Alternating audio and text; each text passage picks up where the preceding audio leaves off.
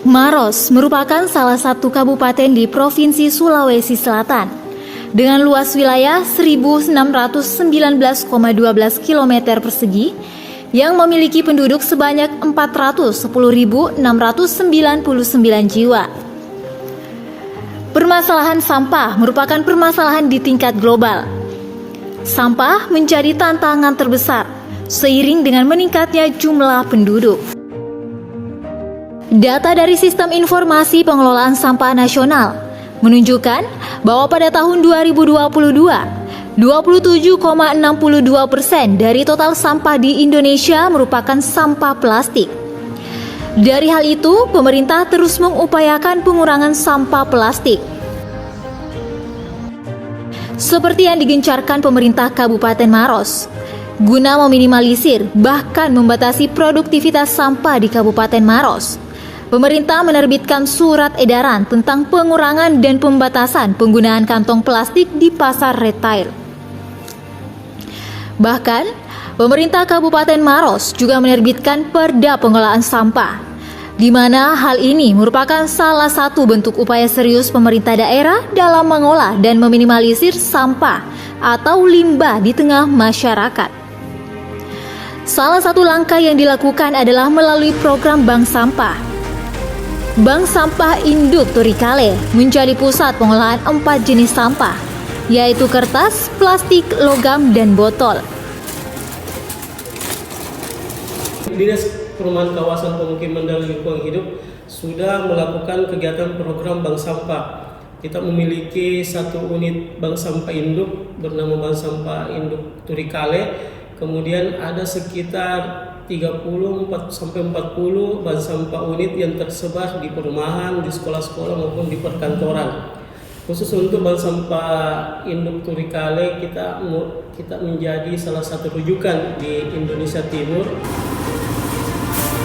Di samping itu, tersedia juga tempat pengelolaan sampah terpadu, di mana sampah organik diolah menjadi kompos. Melalui Dinas Perumahan, Kawasan Permukiman dan Lingkungan Hidup, pemerintah kabupaten menggalakkan program Satu Bank Sampah Satu Desa. Untuk tahun 2024 ini kami pemerintah Kabupaten Maros lewat Dinas Perumahan Kawasan Permukiman dan Lingkungan Hidup mencanangkan program SDSB Satu Desa Satu Bank Sampah. Jadi kita harapannya di 2024 ini seluruh desa kelurahan yang ada di Kabupaten Maros sudah ada bank sampahnya. Dengan adanya bank sampah akan berdampak ke berbagai aspek kehidupan, seperti aspek ekonomi, sosial, dan lingkungan. Aspek ekonominya, ya pasti dia itu tadi dengan adanya bank sampah itu bisa menjadi tabungan dari orang-orang yang mengumpulkan sampah, khususnya sampah plastik, sampah kertas, ya itu kan bisa dikonversi ke ekonomi, ya. Tapi kalau kita membuat lagi lebih di atas lagi, misalnya kita membuat itu tadi mengolah sampah itu menjadi pupuk organik, misalnya kompos, sampah plastik itu diolah misalnya tadi itu mebel yang sederhana, tempat-tempat kerajinan, itu kan semua bagian yang inovasi yang bisa kita berikan. Dari aspek lingkungannya ya itu tadi dia pasti akan mengurangi masalah-masalah lingkungan, terutama di sungai, ya yang banyak sampah itu dibuang di sungai, itu sampah plastik ya, banyak sekali itu dibuang di sungai itu.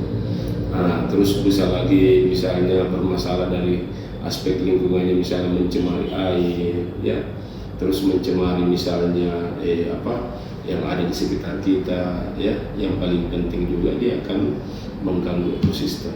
Nah, itulah masalah-masalah yang mungkin khususnya sampah plastik, ya. Dan nanti muaranya sampah plastik itu pasti ke daerah pesisir. Itu pesisir, kalau masuk di pesisir selesai, maka dia akan mengganggu ekosistem laut. Ya, kalau terganggu ekosistem laut, ya disitulah pasti sumber-sumber ikan itu akan menjadi susah. Makanya sekarang itu susah sekarang kita mencari ikan di sekitar pantai, ya, radius 1-2 kilo itu dari bibir pantai susah sekarang.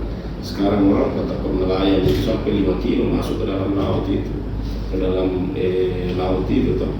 Itu karena apa? Karena masalahnya sampah itu. karena salah satu sampah itu tadi akan mengganggu ekosistem, khususnya sampah plastik. Dan ini yang menjadi persoalan yang harus ditangani. Itu dari aspek lingkungan. Kalau dari aspek sosialnya, ya masyarakat ini akan terbantu.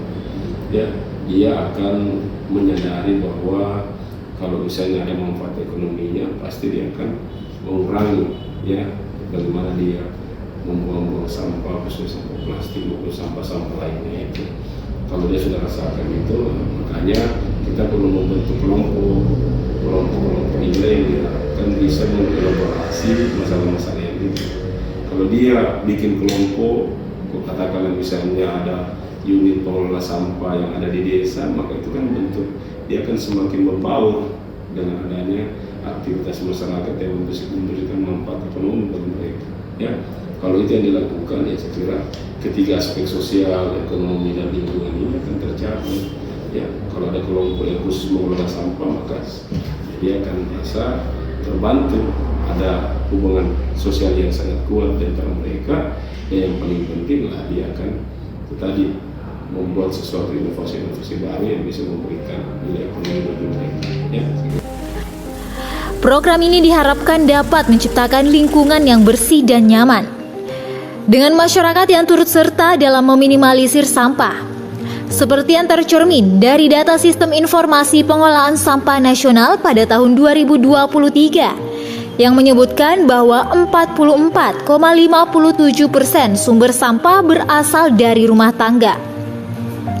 Melalui program ini, diharapkan dapat mengurangi jumlah sampah yang masuk ke TPA, serta menjaga kebersihan lingkungan.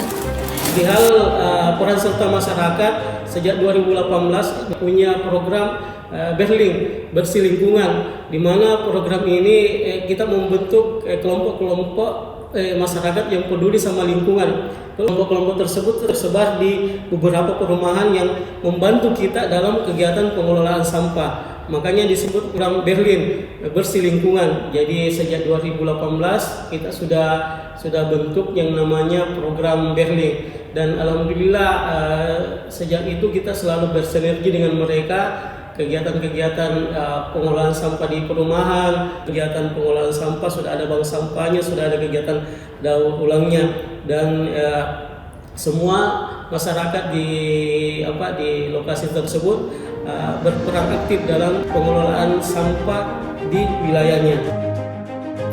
Dengan persentase jumlah sampah rumah tangga yang tidak sedikit, menjadikan perlunya pengelolaan sampah di tingkat rumah tangga.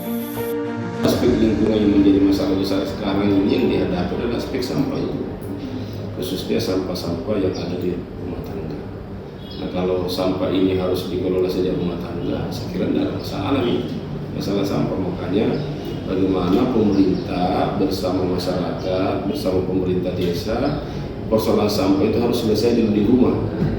Kalau sampah itu selesai di rumah, maka tidak selesai ini persoalan. Kalau masyarakat sudah merasakan bahwa ini sampah plastik ini harus dikumpul dulu baru dijual, ada daripada dibuang kan, nah itu sudah selesai kan.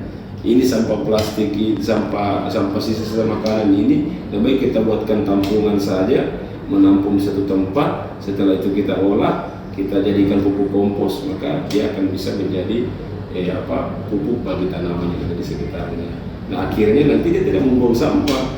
Nah, segitu yang perlu dilakukan. Nah, solusinya di sini adalah bagaimana kita memberikan edukasi dengan memberikan contoh-contoh kepada masyarakat yang ada di rumah tangga, dan itu ada di level desa. Kalau level desa sudah melakukan itu, maka persoalan sampah ini selesai. Makanya tidak perlu kita nanti kemudian ke depannya itu nanti kita tidak perlu memperluas TPA, tempat pembuangan air itu, karena sampah itu semakin berkurang. Keberhasilan upaya pemerintah daerah terbukti dengan perolehan penghargaan Adipura yang telah mereka raih sebanyak 7 kali.